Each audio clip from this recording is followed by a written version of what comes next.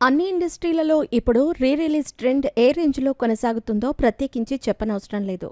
పోకిరి, జల్సా చిత్రాలతో మొదలైన ఈ రీ రిలీజ్ ట్రెండ్ కేవలం టాలీవుడ్కి మాత్రమే పరిమితం కాకుండా కోలీవుడ్, బాలీవుడ్ ఇండస్ట్రీస్కి కూడా ఎగబాకింది.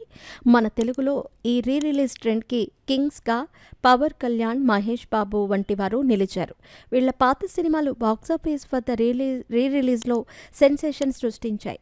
ఫలితంగా రికార్డ్స్ అన్నీ వీళ్ళిద్దరి ఖాతాలోనే ఉన్నాయి. ఇక తమిళనాడులో ఈ ట్రెండ్లో విజయ్కి పోటీనిచ్చే హీరోనే లేరు అనటంలో ఎలాంటి సందేహం లేదు.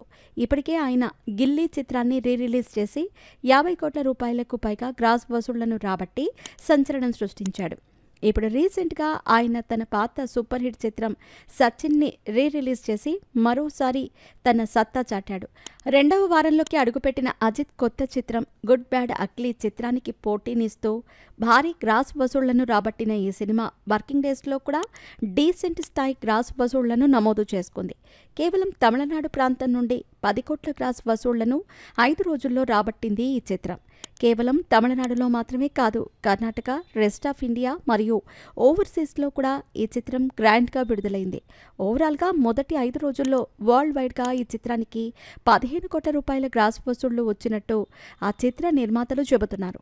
మరో ఆసక్తికరమైన విషయం ఏంటంటే గుడ్ బ్యాడ్ అగ్లీ చిత్రం వసూళ్లపై సచిన్ కాస్త ప్రభావం చూపించిందని అంటున్నారు ట్రేడ్ పండితులు. కొన్ని ప్రాంతాల్లో మెయిన్ థియేటర్స్లో గుడ్ బ్యాడ్ అగ్లీని తీసేసి సచిన్ చిత్రాన్ని ప్రదర్శించారట. గుడ్ బ్యాడ్ అగ్లీకి మంచి వసూళ్లు నమోదవుతున్నప్పటికీ ఇలా చేయటంతో అజిత్ అభిమానుల్లో అసంతృప్తి మొదలైంది. వచ్చే సంక్రాంతికి విజయ్ నటించిన కొత్త చిత్రం జననాయకన్ చిత్రం విడుదల కాబోతోంది.